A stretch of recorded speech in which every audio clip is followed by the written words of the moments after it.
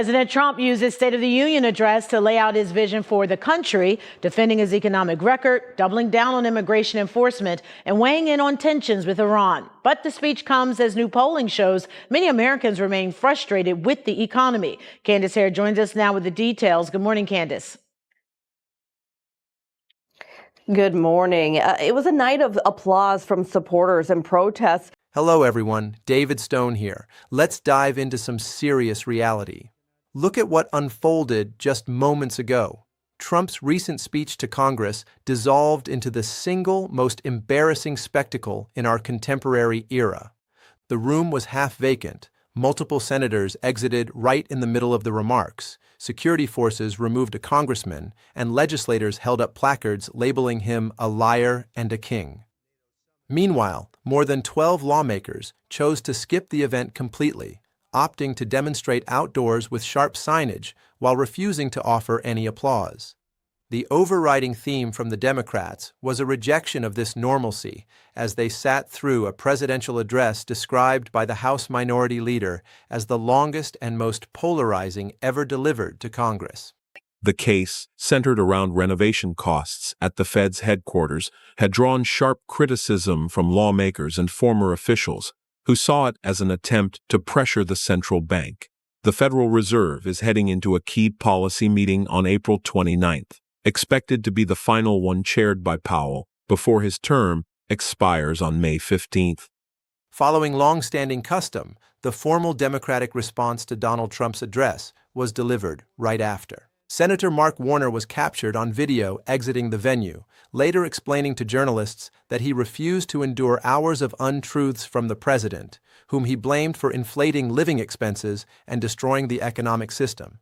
Representative Al Green was removed from the floor by security officers following his vocal outbursts against the president's statements, even as fellow Democrats displayed signs calling the leader a liar and a king.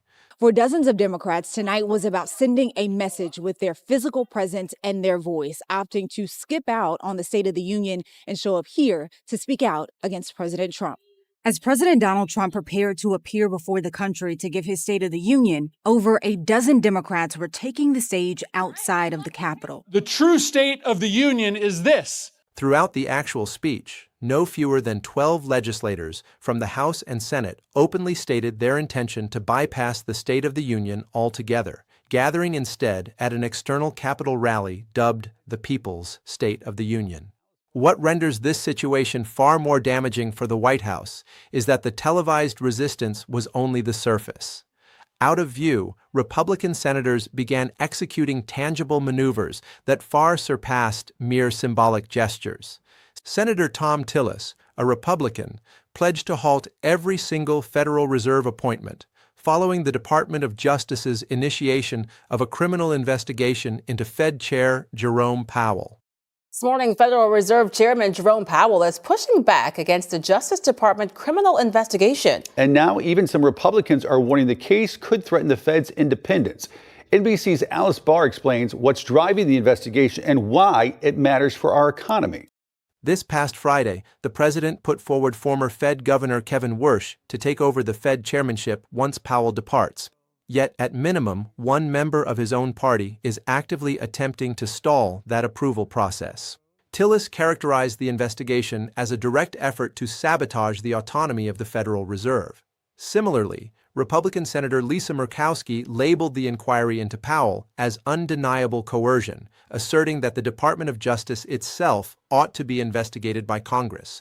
When a chief executive addresses a partially deserted room, lawmakers exit mid-talk. Representatives are thrown. Next up, we want to talk about, there was a lot of rumblings about the Fed, especially last night into the morning, and really continues to be talked about. I want to showcase really quick, though. Thrown out, and Republican senators freeze key appointments while demanding investigations into the DOJ.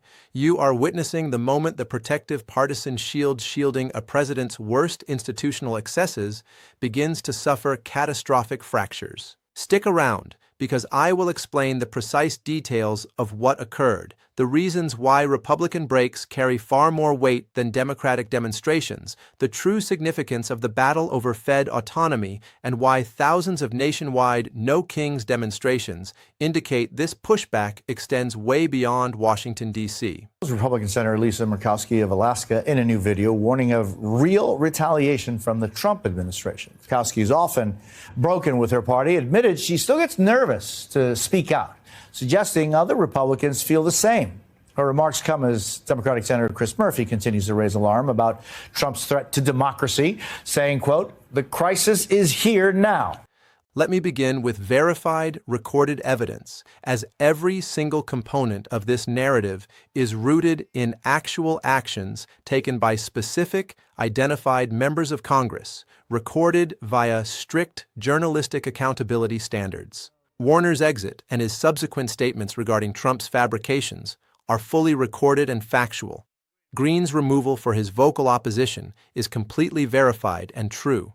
The presence of the liar and King posters during the presentation is an undisputed, documented fact. The group of over 12 boycotting lawmakers who participated in the alternative People's State of the Union event, set up by Move On and Made Us Touch, alongside regular citizens impacted by executive actions, is entirely real and verified. Senator Tillis's declaration that he will freeze all Federal Reserve approvals due to the DOJ's criminal inquiry targeting Fed Chair Jerome Powell, alongside his assertion that this threatens central bank neutrality, is a proven historical event. Senator Murkowski's description of the Powell investigation as blatant coercion and her demand for a congressional review of the DOJ is a matter of record. Furthermore, the separate instance of Democrats, such as Senator Alex Padilla, abandoning an ICE deportation hearing after branding it a farce, is completely authenticated. Each piece of this puzzle is anchored in verified occurrences tied to specific, real-world legislators. When you piece these developments together, they form an incredibly detailed and disturbing portrait of open legislative mutiny unmatched in contemporary political eras. At this point, let's hone in on the absolute most vital component of this narrative, which is neither the walkouts by Democrats nor the critical signs. Instead, it revolves around the maneuvers of Republican senators. Tillis does not belong to the Democratic Party. He is a conservative lawmaker who has explicitly and officially pledged to freeze all Federal Reserve appointments because the President's Department of Justice initiated a criminal investigation against Fed Chair Jerome Powell. The exact constitutional leverage Tillis is utilizing, the power of advice and consent held by the Senate over executive selections, represents the ultimate formal institutional tool an individual lawmaker can wield to check administration staffing choices. Tillis explicitly framed the DOJ inquiry as a campaign to destroy the Federal Reserve's neutrality, directly challenging the fairness of the Justice Department. This marks the most official public declaration from a Republican senator addressing the precise fears of institutional hijacking that have been escalating for several months. Having a conservative lawmaker halt all central bank approvals over DOJ pressure on the financial chief stands as the most official institutional check from within the president's own party. The fact that this resistance stems from a Republican provides a severe warning that the defensive line shielding the administration's radical structural overreach is experiencing major fractures. Murkowski's use of the term clearly coercion acts as another highly disturbing Republican commentary within this narrative. Her explicit labeling of the DOJ's Powell inquiry as blackmail, combined with her insistence on a legislative probe into the Justice Department, represents the most official call for scrutiny against unprecedented second-term state capture from a Republican senator. Legal experts and ex-prosecutors have already shown that the chief executive has managed to thoroughly weaponize the DOJ, converting it into a partisan arm. Murkowski's characterization of this as intimidation introduces a highly respected conservative institutional perspective to the existing pile of evidence gathered by Democrats and legal veterans. Ultimately, Murkowski's allegations of intimidation, paired with Tillis' freezing confirmations and prosecutors' warning of a thoroughly compromised DOJ, amounts to a fully validated cross-party condemnation of systemic Justice Department weaponization. This shared bipartisan stance is the crucial element that prevents the administration from writing the criticism off as mere political gamesmanship. Let us turn our attention to the Republicans attempting to maintain a delicate balance, as their actions offer the clearest window into private Capitol Hill dynamics. Records show a contingent of conservative lawmakers straddling the fence, offering public defenses of the administration against claims of weaponized law, while secretly cautioning that transforming the DOJ into a weapon against political rivals breaches an unacceptable boundary. This verified behavior of outward support masking inward anxiety reveals the true nature of internal Republican deliberations. It demonstrates that the internal party view regarding the weaponization of the DOJ is far more serious than their public loyalty implies. Lawmakers who back the president in front of cameras while offering backroom warnings that boundaries have been violated are acknowledging abuses they dare not voice openly. The precise focus of these confidential anxieties, the manipulation of the justice system to attack rivals, bridges the gap between these hesitant Republicans and the open structural criticisms voiced so starkly by Tillis and Murkowski. This dual approach of private concern versus public loyalty serves as an incredibly telling indicator of where congressional Republicans truly stand. Furthermore, documented reports of these private warnings offer strong proof that the public breaks by Tillis and Murkowski are merely the tip of an iceberg of widespread party anxiety that hasn't yet erupted into open defiance. Now, let's explore three distinct facets of this situation that warrant closer scrutiny. The initial aspect centers on the systemic weight of this blatant legislative revolt. What do these simultaneous departures, boycotts, demonstration posters, and frozen confirmations actually signify for the balance of power between the executive and legislative branches? The State of the Union presentation is the most explicitly constitutional manifestation of this interbranch relationship, rooted in Article 2, Section 3, which mandates that the President regularly brief lawmakers on the nation's condition. Because this annual event historically represents the peak of bipartisan respect and legislative submission to executive leadership, any overt break from that decorum serves as a glaring institutional signal of full-scale mutiny. Watching an executive pitch his agenda to a largely vacant room while senators stream out and representatives display signs calling him a liar, and King offers an unmistakable, highly publicized visual testament to the breakdown of standard institutional respect. This deserted chamber, during what is supposed to be the most reverent night of the year, stands as the ultimate, inescapable proof of a broken executive-legislative bond. The power to freeze executive selections marks our second institutional facet. The Senate's constitutional right of advice and consent regarding administrative picks serves as the primary formal tool allowing individual lawmakers to restrict White House appointments without needing a full Senate majority. A solitary senator can institute a hold on a nominee to stall their advancement, while a collective of lawmakers can combine forces to entirely freeze an entire segment of appointments. Tillis's explicit pledge to stop all Federal Reserve confirmations represents an unprecedentedly aggressive use of this strategy as it zeroes in on the vital sector of national economic management. Halting central bank appointments serves as the strongest formal weapon the Senate has to check executive overreach in the economy. The fact that a conservative senator is implementing this defense due to Justice Department intimidation of the financial chair makes it a highly alarming, cross-party, institutional, defensive move. The next facet involves the autonomy of the Fed and the heavy-handed pressure applied by the DOJ. What are the implications for institutional neutrality when a criminal probe into the central bank chief is met with Tillis freezing appointments and Murkowski decrying the situation as blatant blackmail? The separation of the Federal Reserve from executive control is the ultimate safeguard ensuring the stability and trustworthiness of national monetary policy.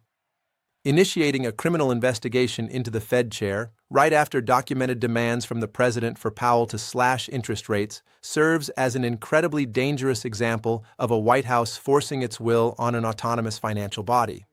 Murkowski's explicit description of this inquiry as pure intimidation provides the most formal denunciation from a conservative lawmaker regarding the true nature of this investigation. Furthermore, Tillis tying his confirmation freeze directly to the campaign to cripple the Federal Reserve's self-governance serves as the most official conservative legislative stand against unchecked executive interference in independent financial institutions. When you add the investigation of the Fed chief to Murkowski's allegations of blackmail and Tillis's confirmation freeze, you get an airtight, thoroughly recorded conservative legislative pushback against executive efforts to destroy economic independence, a cross-party reality that deeply complicates the Senate leadership's math. The final facet centers on the alignment of the No Kings demonstrations. What does this link between localized, nationwide protests and the legislative boycotts and walkouts tell us about the drive for oversight?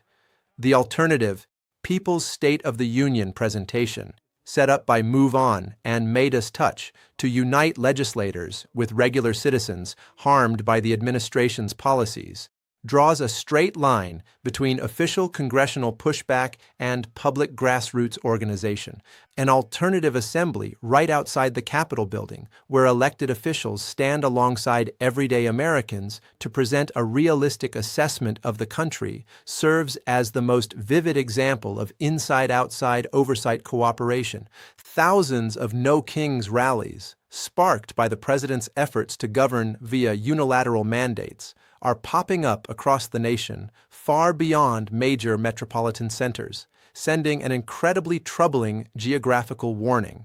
This push for accountability is by no means limited to progressive coastal enclaves. It is scattering across a wide variety of regions, including areas that are not traditionally left-wing. The precise focus of these No Kings assemblies against executive rule by decree directly hooks local civilian outrage into the structural objections raised by the congressional walkouts and boycotts.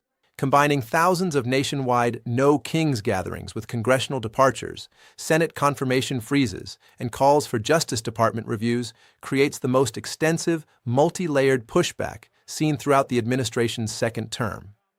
The verified reality of Warner exiting, Green being removed, Liar and King posters visible during the presentation, and over a dozen members choosing the alternative People's State of the Union event collectively marks the most unforgettable, highly publicized destruction of standard executive legislative courtesy. A partially deserted room during a primetime joint session stands as the ultimate graphic representation of a shattered partnership between the president and Congress. Similarly, Tillis's promise to freeze central bank approvals alongside Murkowski's branding of the DOJ investigation into Powell as raw intimidation forms a fully recorded, highly authoritative cross-party pushback against executive overreach into economic autonomy. These two concrete instances of Republican dissent serve as the most dangerous indication that the party shield is fracturing under institutional stress. The blending of thousands of anti-decree demonstrations nationwide with official congressional boycotts and appointment freezes establishes an unprecedentedly broad and unified front of resistance. This aligns elite institutional checks with widespread civic action within a highly organized nationwide framework. This vast geographic footprint, reaching well past liberal coastal bastions, serves as a stark warning that the appetite for accountability is penetrating deep into the general populace,